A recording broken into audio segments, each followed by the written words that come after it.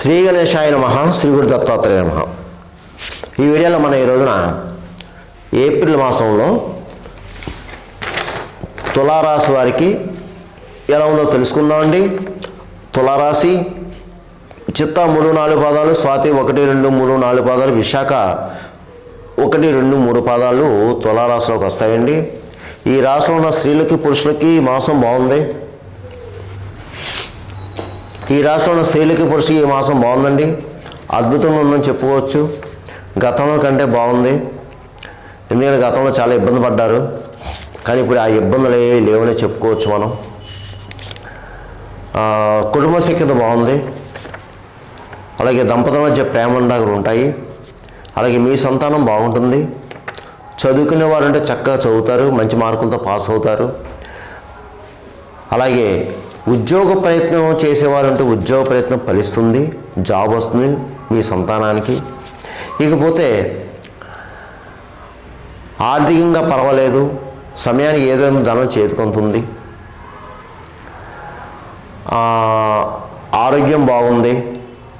గతంలో కాస్త అనారోగ్య పరిస్థితి ఏర్పడింది, కానీ ఇప్పుడు ఆరోగ్య విషయాలు బాగున్నాయి. అయితే ధన విషయాన్ని మాత్రం మీరు కంగారు పడాల్సిన పని అయితే లేదు. గతంలో చేసిన రుణాలు ఏమైనా ఉంటే రుణాలు కూడా తీరుస్తారు. అలాగే మీకు వాహన యోగం కనిపిస్తుంది ఈ మాసం. మీకు పాత వాహనాన్ని కొత్త వాహనం కొనడం, లేదా డైరెక్ట్గా కొత్త వాహనం కొనడం జరుగుతుంది. విందు వినోదాలు పాల్గొంటారు, విలాస వస్తువులు కొంటారు, విలువైన వస్తువులు కొంటారు, శుభకార్యాలకు హాజరవుతారు. కొంతమంది అయితే మీ గృహంలోనే శుభకార్యాలు జరగడానికి అవకాశాలు కనిపిస్తున్నాయి. అలాగే శత్రు జయం, కార్యసిద్ధి, వ్యవహార జయం, భూగృహ సంబంధ లావాదేవీలు పూర్తవుతాయి. నూతన ప్రయత్నాలు ఫలిస్తాయి. నూతన ప్రయత్నాలకి శ్రీకారం చుడతారు మీరు. అలాగే సకాలంలో పనులన్నీ పూర్తవుతాయి. మంచి ఆదరణ లభిస్తుంది. మీరు ఈ మాసం చాలా మనోనిబ్బరంగా, మనోనిశ్చలంగా ఉంటారు. చాలా ధైర్యంగా ఉంటారు.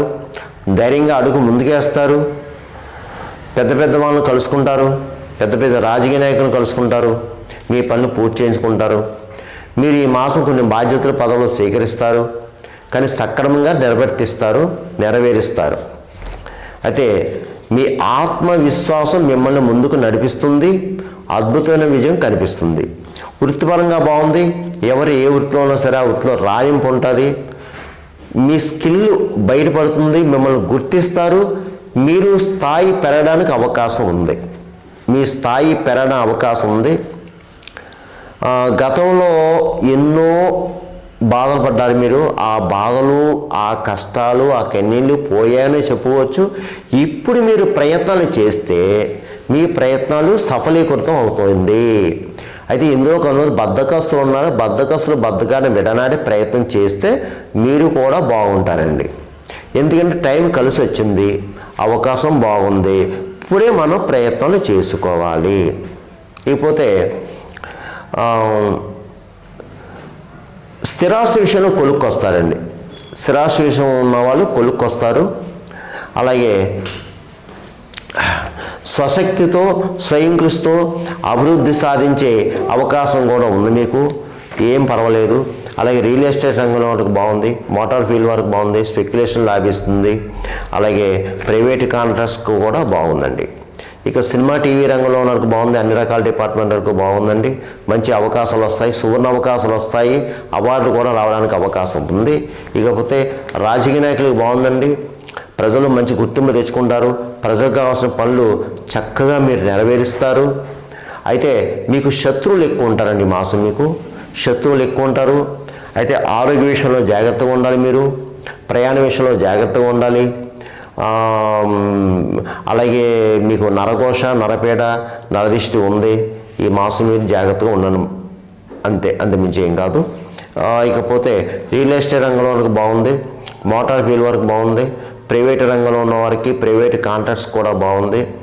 అలాగే షేర్ మార్కెట్ బాగుంది. అన్ని రకాల వ్యాపారస్తులకి బాగుంది. జాయింట్ వ్యాపారస్తులకి బాగుంది. కొత్తగా వ్యాపారం పెట్టుకోవచ్చు. మంచి లాభాలు వస్తాయండి. అలాగే ప్రభుత్వ పరంగా ప్రైవేట్ పరంగా ఉన్న ప్రభుత్వ ఉద్యోగులు కూడా బాగుంది. మీకు పై అధికారుల ప్రశంస పొందుతారు, శాలరీస్ పెరుగుతాయి, ప్రమోషన్స్తో కొన్ని బదిలీలు కూడా రావచ్చు, స్థల మార్పు గృహ మార్పు కనిపిస్తుందండి. ఇక చదువుకుని విద్యార్థులు చక్కగా చదువుతారు. ఇది పరీక్షల సమయము, పరీక్షలు చక్కగా రాస్తారు, మంచి మార్కులతో పాస్ అవుతారు, పై స్టడీస్ కూడా వెళ్తారు, ఇతర చదువులకు కూడా వెళ్తారు. ఇకపోతే వివాహం అయ్యే అమ్మాయిల అబ్బాయిలు కూడా మీకు వివాహానికి అనుకూలం సమయం వచ్చింది, ప్రయత్నాలు చేసుకోండి, ఈ ప్రయత్నాలు సఫలీకృతం అవుతాయి. ఇది ఏప్రిల్ మాసంలో ఈ తులారాశి వారు గమనించాల్సింది కేవలం ఇది. ఈ రాశి ఫలాలు గోచార ఫలితాలు మీకు 40% మాత్రమే వర్తిస్తుంది, మిగతా 60% మీ జన్మ జాతకం మీద ఆధారపడుతుందమ్మా. ఎందుకంటే మీ జన్మ జాతకం ఉన్న లగ్నం, లగ్నాత్తు ఉన్న గ్రహాల యొక్క పరిస్థితి, జరిగే దశ, అంతర్దశ ఇవన్నీ ఉంటాయి. ఎందుకంటే నేను చెప్పిన ఈ రాశి ఫలాలు కొందరికి జరగచ్చు, కొందరికి జరగకపోవచ్చు. అందరికీ జరగాలి అని రూల్ లేదు, జరగకూడదని రూల్ లేదు. ఎందుకంటే దాని మీద కూడా ఆధారపడుతుంది. కొంతమంది ఫోన్ చేస్తున్నారు, గురువుగారు మీరు చెప్పిన జరిగిన, కొంతమంది జరగలేదు, కొంతమంది ఫోన్ చేస్తారు కూడా చెప్తున్నానమ్మా. మీకు ఏమైనా సలహాలు సంప్రదింపు కాబట్టి కింద నెంబర్ ఉంది, ఆ నెంబర్కి మా ఆఫీస్ వాళ్ళకి కాల్ చేయండి, మీ యొక్క సలహాలు నివృత్తి చేసుకోండి. ఇక ఈ తులారాశి వారు ఏప్రిల్ మాసంలో నేను చెప్పిన పరిహారాలు చేసుకుంటే మీకు ఈ మాసం అంతా యోగిస్తుంది. అది ఏమిటి అంటే ముఖ్యంగా మీ అందరూ కూడా ఈ మాసం ఎక్కువ ఆంజనేయ స్వామి వారికి పూజ చేయించుకోండి. ఆంజనేయ స్వామి పూజ చేయించుకోవడం, అలాగే శనివారం మంగళవారం ముఖ్యంగా సింధూర పూజ, ఆకు పూజ చేయించుకోవడం, ప్రదర్శన చేయడం, అలాగే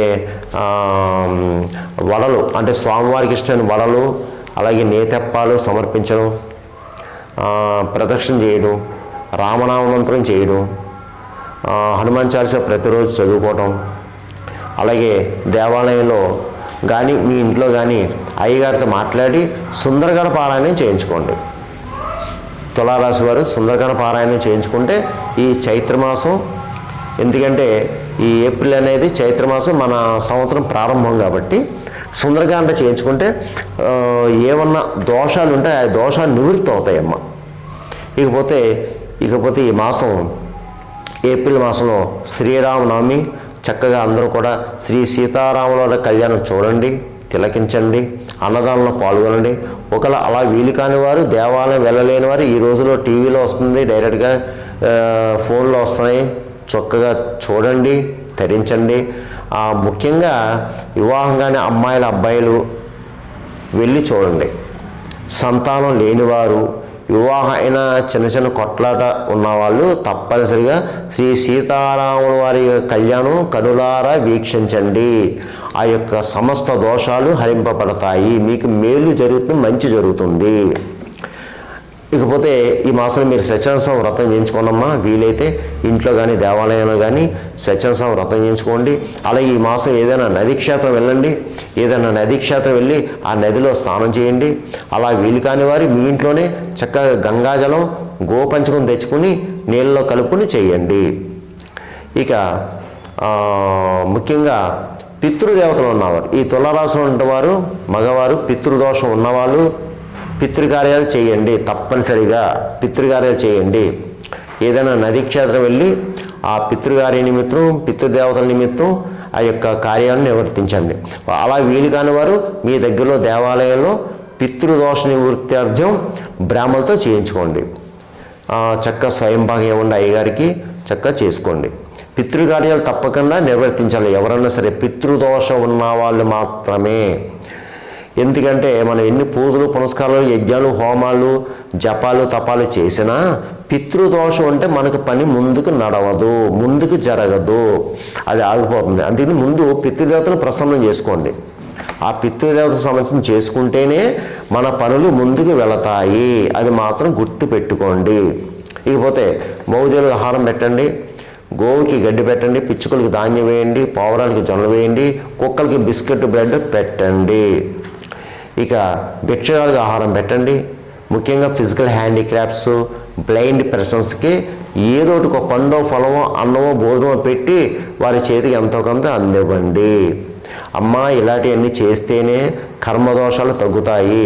ఈ రోజున అందరూ అన్ని రకాలు ఎన్నో రకాలతో ఎన్నో సమస్యతో బాధపడుతున్నాము. ఒక్కొక్క సమస్య. ఇది ఒక పూర్వజన్మ మనం చేసుకునే పాప కర్మ అది. ఈ కర్మలు తగ్గాలంటే ఇలాంటి దానాలు ధర్మాలు ఈ కార్యాలు చేసుకోవాలి, తప్పదు. ఇది తప్పదు. అయిపోతే ధైర్యంగా ఉండండి, అడుగు ముందుకేయండి, మీకంతా మంచి జరుగుతుంది, మేలు జరుగుతుంది. సర్వేజన సుఖనుభవంతు, శుభంభవతు, స్వస్తి.